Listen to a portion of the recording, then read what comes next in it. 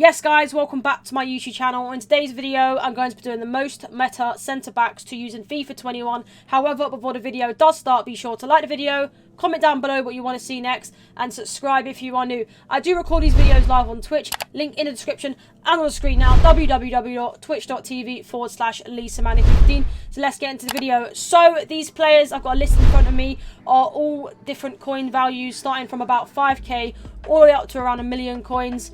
You know, just pick whichever one you want depending on the coins you want to spend. I know obviously it's Totties are literally around the corner, so you might be trying to save coins, so maybe you want to go for sort of in between, you know, maybe a couple of 100k, and not obviously spend too much because you want to save coins for when they release, you know, team of the year, you know, Van Dijk or something like that. So the first player that I've got on the list is Militao.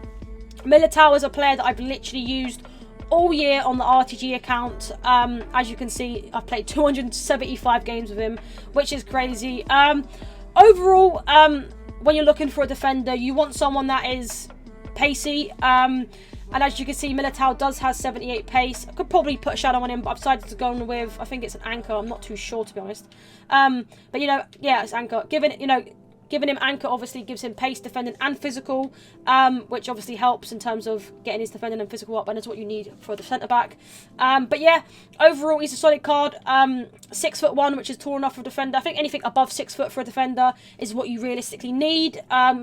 Cannavaro is amazing on this game, so any 6 foot, so anything above 6 foot is good. I think any less than that, then you're going to be losing headers from corners and stuff like that. So overall, very solid card. Obviously got the pace, 78 pace, it's 81 defending and 81 physical, which is what you need, like I said, in a centre back. The next player that we've got on the list is Diego Carlos. Has also got a headliner card as well. So obviously low budget, you'd go for his normal card, because literally he's insane. Obviously he's got the pace, he's got the physical, he's got the defending. However, you know, if you have got a bit more coins and a more budget, then I would suggest going for the headliner version of Diego Carlos. He's got 81 pace, put a shadow card on him or an anchor, and he goes for a lot more gets a lot more pace. You know, he's got 86 defending and 86 physical, and he is 6'1" as well, which is tall enough for a centre back, which means he'll win defensive headers and attacking headers for you guys. So yeah, overall, solid card for you guys to use in your team. Another defender that I highly recommend is Rio Ferdinand, baby version of him. Any version of him is good, but I do recommend the 85 version of Rio. This is obviously more of a high-end part of the coin value of the defenders, but I'm just going to show you how much he goes for quickly. You know, he's looking at around 1 million coins, which I didn't actually realise he was that much, to be fair. But 1 million coins, obviously he's that coinage for a reason, because he's OP. He's mainly that price, I'd say, because he's 6'2" and he's 84 pace. Like I said, pace is what you need for defenders this year. He's got good, obviously, defending and good physical as well, which means he can barge players off the ball. But overall, you know, it's the pace that's the main thing this year. You know, you need to be able to catch up to the likes of Neymar, Mbappe and Ronaldo. So he is your man if you have a lot more coins. Another player is Desai. Solid card this year. You know, you can go for his 88 as well at centre back. He is a little bit cheaper, I'm pretty sure, because obviously he's a CDM. But yeah, you can still use him at centre back. But he's 6'1", very pacey again, very good defending and very good physical. And he is coming around at around, let me just check for you guys, 1 million coins as well. But obviously if you've got about 800k, I'm pretty sure his other version is cheaper than that, if I'm not mistaken, and he is. It's because he's a centre mid / CDM version of him, but you can obviously just use him at centre back on about 7k. But overall, a solid card. Anyway, moving on. The next person we have is Kyle Walker. Obviously, his normal version is a right back, but he has got a centre back version, and he is very cracked this year. A lot of people is using his in-form version of him. As you can see, 93 pace. It's just literally what you need. He's one of the best players because of that, the pace. Very good physical and good defending. And he is 6 foot. Like I said, anything below 6 foot is not good enough, but he is 6 foot, so that is good enough. If you have don't have a lot of coins in terms of value in your club, I would recommend just going for a Kyle Walker right back version and put him in at centre back. A lot of people do it this year, and it is still the same. He still does as good of a job as the centre back version. But yeah, overall, Kyle Walker, a very solid card. The next player that we're going to put in this team is the most used centre-back, I'm pretty sure, from stats-wise, that has been used in FIFA 21, and we all know who it is going to be. It is Joe Gomez, and he actually was about 90,000 coins at the start of the game, maybe a little bit more if I'm being realistic, and he's a solid card. If you look at him, you know, 82 pace, 70 dribbling, which you don't really need to the centre-back, 83 defending, and 80 physical. Obviously, you don't need to look at the 30 shooting or the 66 passing, but you know, 6'2", solid card, means you can win headers defensively, like I said, and attackingly.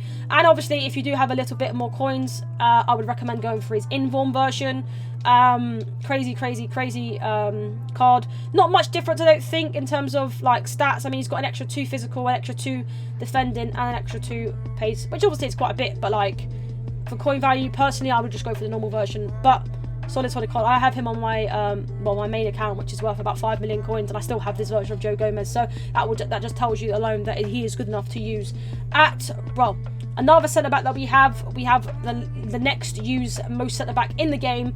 And if you don't see this like defense in weekend league, then your opponent isn't very good, because I think literally, unless they're just being smart and just wanting to use players they like. However, the most used defenders this year, Varane and Gomez.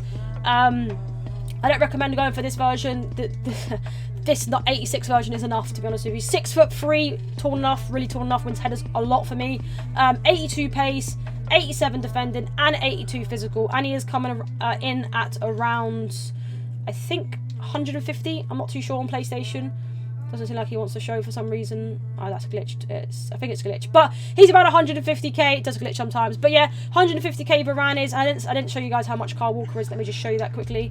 His normal card is around 35k, and his inform version is, I think that's actually his price.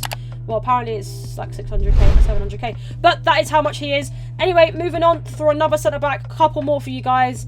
Is Klosterman. Klosterman has a special card this year, but if you have low budget, then I recommend just going for his normal card, to be honest with you. But this is his normal version here. 84 pace, 82 defending, 77 physical, a solid card, and 6'2".